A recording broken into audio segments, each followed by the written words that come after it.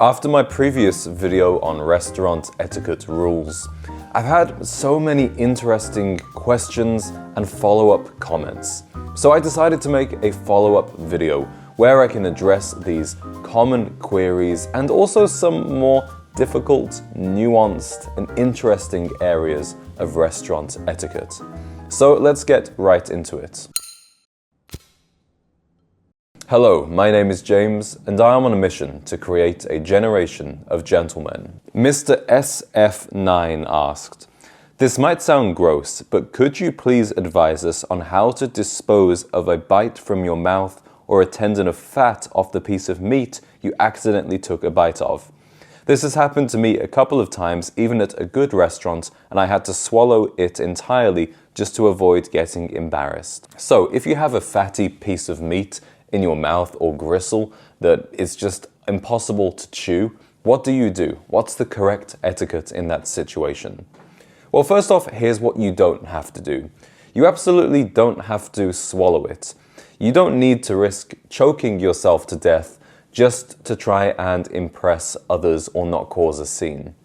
You also absolutely do not need to spit it into your napkin, whether discreetly or not, because then there's a piece of meat in your napkin, and when you return that napkin to your lap, it's either going to fall on the floor, on your trousers, or just be sitting on top of your napkin, making it pretty much unusable. Nobody wants to be in that situation where they have a piece of fat or gristle and they're trying to chew it and they just can't. It's really awkward. But here is the honest truth about how to handle this. What you need to do is create a shield with one hand, cover your mouth, remove the piece of gristle or fat, and then place it on your plate, on the very edge of your plate, facing you. Try to be discreet as possible about this. As I said, I know it's tricky, but this really is the best way to deal with it. You don't need to swallow it. Don't put it in your napkin. You don't need to announce to everybody that you have a piece of chewy fat. Just deal with it discreetly and enjoy the rest of your meal. But great question, thank you for sending that in. I received another really interesting comment about paying attention to the unwritten dress code of a restaurant. This one is from Martin Romanowski. He said, "One thing I dislike seeing in a more elegant restaurant is when everyone dresses properly and one table group comes in shorts and shirts or something that goes against the unwritten dress code." So what is an unwritten dress code? These days, particularly in the US, there aren't many restaurants that specify business casual attire or no jeans, no baseball caps. But that doesn't mean there isn't a dress code. Because when you go somewhere, you become part of that environment. The way that you dress and conduct yourself creates the ambience of the place. And I believe that it's our responsibility as good citizens to create a pleasant environment for everybody else in the restaurant. And when I organize dinners like the one that you're seeing right now, it's expected that the gentlemen in attendance will wear a jacket and tie. We're at a beautiful white tablecloth restaurant. And you know what? It's because we want to dress up. It's a celebration of life to look one's best and go out for a meal with friends, either new or old. And if you want to be at dinner tables like this, either with myself or with other well-dressed men who share the same values as you, I'm creating something that I think you will want to be a part of. I'm calling it the Gent Z Club. This is an international social club for like-minded gentlemen where there will be get-togethers, dinners, and of course an online community element too. This video is from a recent dinner I held in Chicago just to prove the concept and to see how much people enjoyed it, and it turns out they really did. So I'm going to be creating local groups like this all over the US, all over Europe, all over Asia, Latin America and beyond. And if you want to be a part of that, then all you have to do right now is pre-register using the link down below. Now, when you come to dine with the Gent Z Club or other men who also appreciate dressing up, of course you can wear that jacket and tie, but obviously it's not always necessary. I do believe though there are some minimum standards that every man should stick to when dining at a white tablecloth restaurant.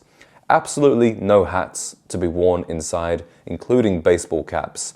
no shorts, and honestly, no t-shirts. If you're dining at a restaurant of this level, you can at least put on a polo shirt with a collar. Here's a really interesting question about the etiquette of paying. This one comes from the last millennial 1B5.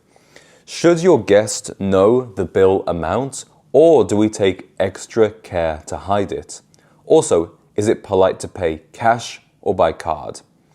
If you are paying the bill for your group, you absolutely do not want the group to know how much it was. It really shouldn't take a lot of effort to hide the amount. When the waiter gives you your checkbook, you take a quick look to see that everything is correct, place your credit card or your cash down, and there needs to be no further conversation. Even if the amount is actually fairly low or it's lower than you expected, there's no need to go, oh, only 200, not too bad, not too bad.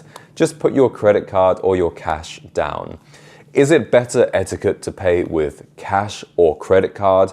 I really don't think it matters. You use whichever payment is better for you. I previously saw a video in which the Gentleman's Gazette said it was poor etiquette to be laying down note after note after note. I really think it's nobody else's business however you choose to pay. There is something more discreet about a credit card, I will say that, but if you enjoy paying with cash and budgeting that way, don't feel any shame in paying in cash. And talking of cash, even if you choose to pay the main bill with a credit card, it is actually really appreciated by the servers if you tip in cash. Sure, you can guess why that is. And besides, you should carry some small bills as tips for the valet or for the cloakroom attendants. Kathy Vannikirk 7068 asked for some advice on splitting the bill elegantly if dining with friends. Absolutely. The correct etiquette to split the bill when dining with friends is to always split the amount equally. Don't get into this debate about who had an appetizer versus who didn't, who had a drink versus who didn't, who ate more shrimp during the main course than he did. It's such bad taste, and it's a terrible way to end the evening. Honestly, the amount of money that you will save by doing this is not worth the cost to your friendship.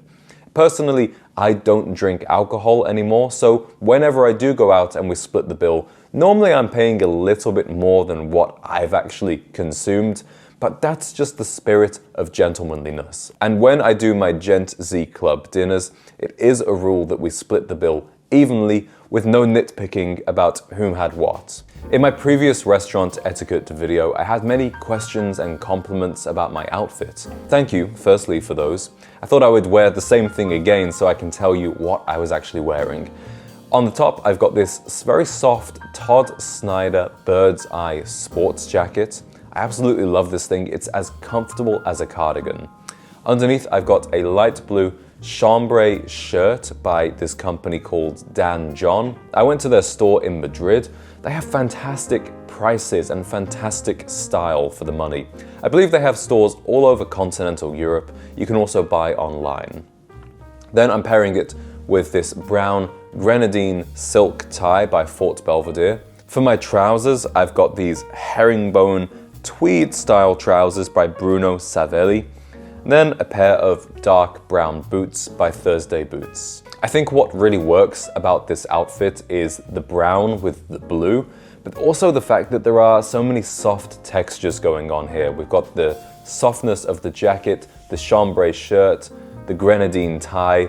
It's not the sort of thing that you see every day, but in my opinion, it's the perfect blend between casual and elegance. Obviously, only people like me think wearing a tie can be casual. Mr. Snickerdoodles 7081 said, I agree with everything you have said and even learned a few new things. Thank you for that. I'm curious though, what is your take on this endless tipping now in America before you even get to your food or coffee or whatever? You see this everywhere now. Thank you, great vid. Good question for sure. Now I definitely advocate for tipping generously after receiving good service at a restaurant. I think that's an important part of American culture, rewarding hard work. But as you said, we've now got to the point where, particularly after COVID, We're being expected to tip for very small purchases before we've even received the service. And we've got to the situation now where almost every coffee shop in America, they swivel round the screen after you've placed your order and you are presented with the option to tip $1, $2, $3, 20%, 25%, etc.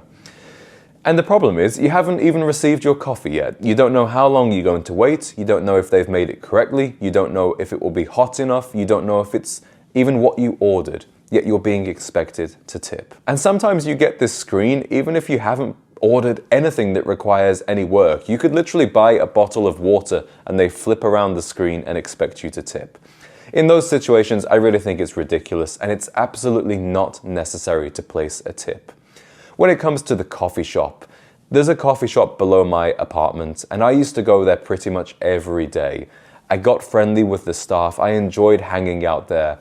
I would tip pretty generously, but that's because it became like a home away from home for me.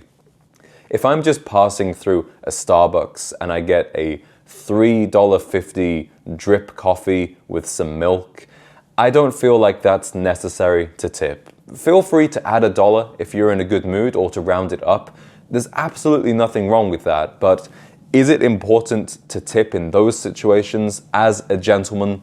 No, it's really not, and I do believe that in some cases, the tipping culture in America has got rather out of hand. Here's a really interesting comment from a guy called Link Wildo, or Link Will Do. A Romanian once taught me to never put my glass on the table after cheersing before having at least one sip. Really interesting idea here, and I actually completely agree. Even if you are not having an alcoholic drink, after cheersing to the toast, take a sip before placing it back down on the table. Now you'll notice that I'm drinking water here. I mean, it is 11 o'clock in the morning. But what about when you're at a restaurant? Should you cheers with water? Now, some people believe that it's actually poor etiquette to cheers with just water. It should always be an alcoholic drink, or if you don't drink, then a soft drink. Here's my take on this. If you have water and another drink on the table, cheers with the other drink, the alcoholic or the soft drink. But if you choose just to drink water, there's absolutely nothing wrong with that, and you should cheers with your water. Take a sip before placing it back on the table, and you've done everything correctly, in my opinion. Anybody that takes offense to that really needs to update their understanding of etiquette and realize that some people are now making the healthy choice to drink water. It doesn't mean that their toast or their participation in the toast is any less sincere. Gentlemen, I've really enjoyed making this video, answering some of your questions and comments, so feel free to leave more of them in the comments section to this video, and perhaps we can keep this going as an ongoing series. If you like the look of the Gent Z Club and you want to be a part of a group of well-dressed gentlemen, wherever you are in the world, I'm going to make these groups happen. All you need to do is pre-register for now, and within probably the next 6 to 8 weeks, I will get this thing up and launched. And I can't wait to see photos and videos of men dressed like this, getting together and having a good time all over the world.